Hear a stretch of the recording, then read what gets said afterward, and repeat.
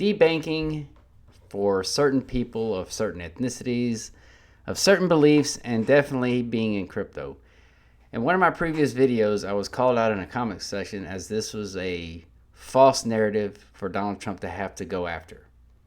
And I'm gonna just tell you, this happened to some very, very wealthy people that got their bank accounts shut down because of what they were in and what they were thinking.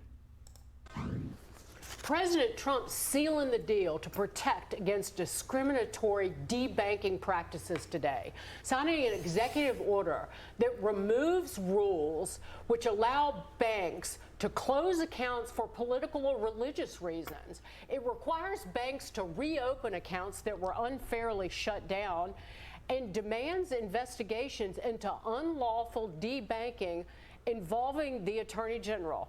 And that is just the start. And joining us now, Coinbase's Chief Policy Officer, Faryar Shirzad, whose crypto exchange faced the very debanking threats we're talking about just last year. Let's dive right into this. There were always the claims they weren't doing this. The facts are out there.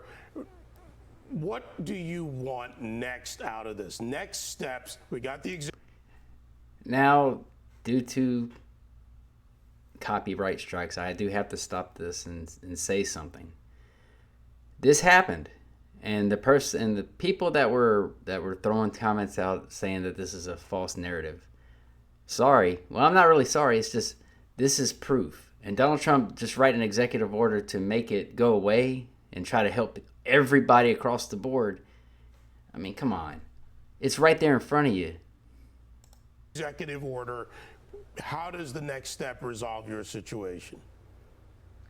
Well, it's a really exciting day, David. I think what the president did is to double down on something that he was very clear on in the campaign, which is the politicization of the financial regulatory system and the use of the financial regulators and the bank regulators to target political enemies is going to come to an end. The president took decisive action on this early with his executive order and then with actions by the individual agencies. But we're seeing the debanking of people in the crypto sector continue. And I think today's executive order was intended to try to put a definitive end to that. Faryar, wait a minute, back up. Why are you still, with President Trump in the White House, still seeing debanking of individual? Now, one other thing I want to mention. If you want the main players that have caused this mess, Elizabeth Warren, you got to start at the top, that wants to protect banks and wanted the crypto sector for themselves. And companies in the crypto sector, because we knew it was happening under Biden at the direction of the FDIC and examiners there.